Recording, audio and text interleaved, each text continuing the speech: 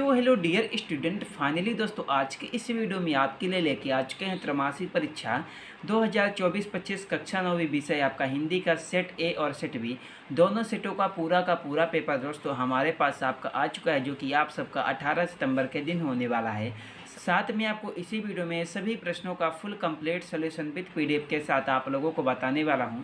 तो आप लोग देख सकते हैं दोस्तों कि आपका ये सेट ए का पेपर है एंड आपका ये सेट बी का पेपर है। तो आज की इस वीडियो में दोस्तों आपको पूरा पेपर साथ में सभी प्रश्नों का कंप्लीट सॉल्यूशन के साथ आप लोगों को बताने वाला हूं। तो वीडियो को पूरा आप लोग कंप्लीट तक जरूर देख लीजिएगा।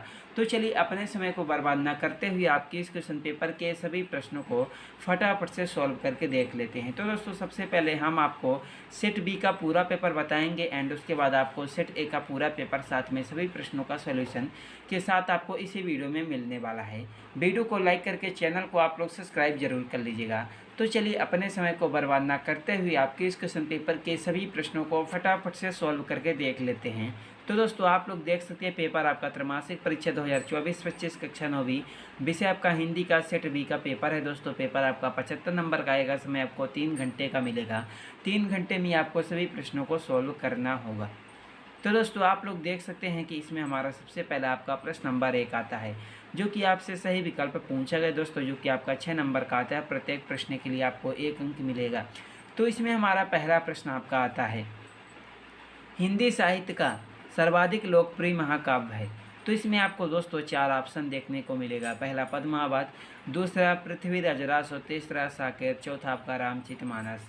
तो पहले प्रश्न में दोस्तों आपको 4 ऑप्शन दिया गया है। तो पहले प्रश्न का राइट आंसर हो जाएगा पृथ्वीराज रासो।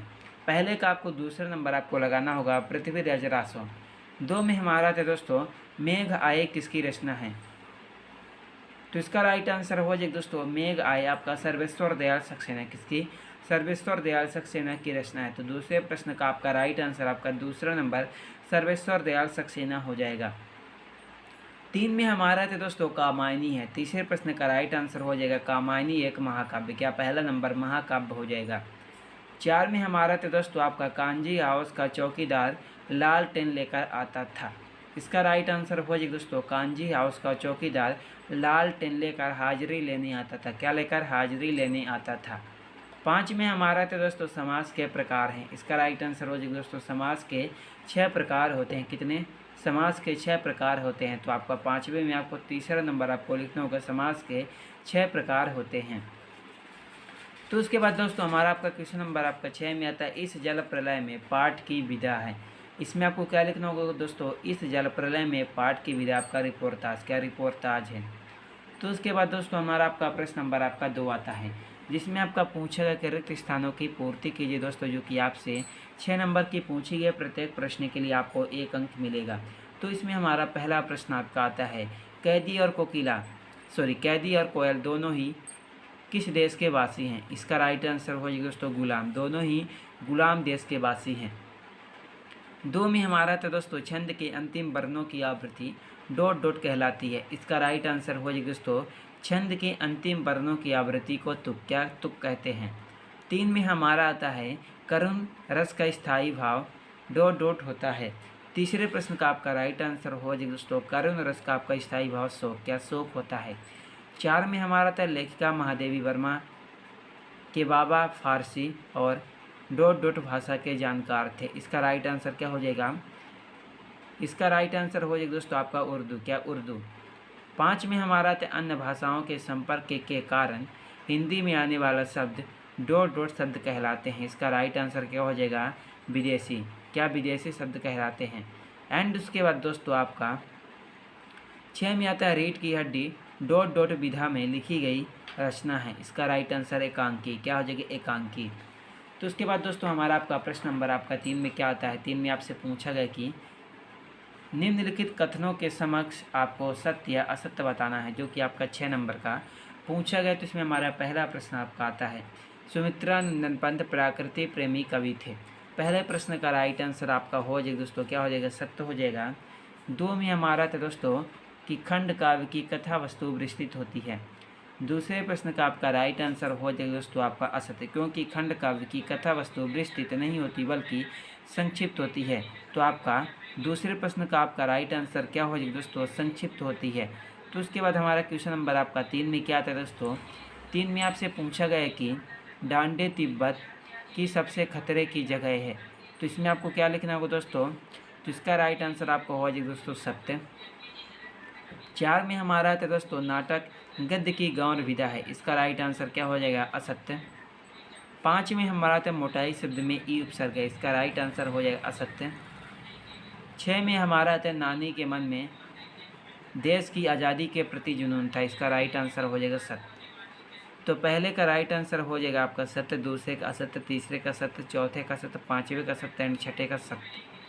तो उसके बाद दोस्तों हमारा आपका प्रश्न नंबर क्या आता है, तो उसके बाद प्रश्न नंबर 4 में आता है सही जोड़ी का मिलान करके लिखे, जो कि आपसे 6 नंबर की पूछी गई। प्रत्येक प्रश्न के लिए आपको 1 अंक मिलेगा। तो इसमें हमारा पहला प्रश्न आता है दोस्तों कबीरदास। तो पहले प्रश्न का राइट आंसर हो जाएगा दोस्तों बाह्य आडंबरों का विरोध। क्या हो जाएगा, पहले का हो जाएगा 7वां नंबर बाह्य आडंबरों का विरोध। 2 में हमारा तो दोस्तों उपमा अलंकार के अंग हैं। दूसरे प्रश्न का राइट आंसर क्या हो जाएगा, उपमा अलंकार के 4 अंग। कितने, 4 अंग हैं। 3 में हमारा तो दोस्तों अश्रु का तद्भव। इसका राइट आंसर क्या हो जाएगा, आंसू हो जाएगा आपका। चौथा नंबर 5 में आता है दोस्तों हरिशंकर परछाई। तो इसका राइट आंसर क्या हो जाएगा, प्रेमचंद के फटे जूते। 5 में आता है दोस्तों नैतिक का विलोम हो जाएगा अनैतिक। 6 में आता है भविष्य हो जाएगा दोस्तों भयकर्ता। तो पहले प्रश्न का कबीरदास का हो जाएगा बाह्य आडंबरों का विरोध 7वां नंबर। दूसरे प्रश्न का राइट आंसर आपका हो जाएगा दोस्तों 4 हो जाएगा 6वां नंबर। तीसरे प्रश्न का आपका राइट आंसर 4था नंबर। चौथे प्रश्न का राइट आंसर 5वां नंबर। पाँचवें का राइट आंसर पहला नंबर अनैतिक एंड 6 का राइट आंसर आपका तीसरा नंबर। तो उसके बाद दोस्तों हमारा आपका प्रश्न नंबर आपका 5 में आता है निम्नलिखित प्रश्नों को उत्तर आपको एक शब्द एक वाक्य में देना है, जो कि दोस्तों आपसे 6 नंबर का पूछेगा। प्रत्येक प्रश्न के लिए आपको 1 अंक मिलेगा। तो इसमें हमारा पहला प्रश्न आपका आता है रस खान किसके अनन्य भक्त थे। पहले प्रश्न का राइट आंसर हो जाएगा दोस्तों आपका रस खान श्री कृष्ण के अनन्य भक्त थे। पहले प्रश्न में आपको लिखना होगा दोस्तों श्री कृष्ण के अनन्य भक्त थे। 2 में हमारा आता है जहाँ काव्य का आधार शब्द होता है वहाँ पर कौन सा अलंकार होता है। दूसरे प्रश्न का राइट आंसर हो जाएगा जहाँ काव्य का आधार शब्द होता है वहाँ पर अर्थालंकार होता है, शब्दालंकार होता है। एंड जहाँ काव्य का आधार अर्थ होते हैं वहाँ पर अर्थालंकार। 3 में हमारा था दोस्तों सलीम अली किस नाम से जाने जाते हैं। इसका राइट आंसर हो जाएगा सलीम अली वर्ड बाचर के नाम से जाने जाते हैं। 4 में हमारा था दोस्तों किसी कार्य को करने या होने का बोध कराने वाले शब्द क्या कहलाते हैं। इसका राइट आंसर हो जाएगा दोस्तों किसी कार्य को करने या होने वाले का बोध कराने वाले शब्द को क्या कहते हैं दोस्तों आपका। इसका राइट आंसर हो जाएगा दोस्तों आपका। तो चौथे प्रश्न का राइट आंसर हो जाएगा दोस्तों क्रिया। क्या क्रिया। एंड उसके बाद आपका 5 में आता है इस जल प्रलय में पाठ में 1967 की बाढ़ में किस नदी का पानी राजेंद्र नगर में घुस गए। इसका राइट आंसर पुनपुन।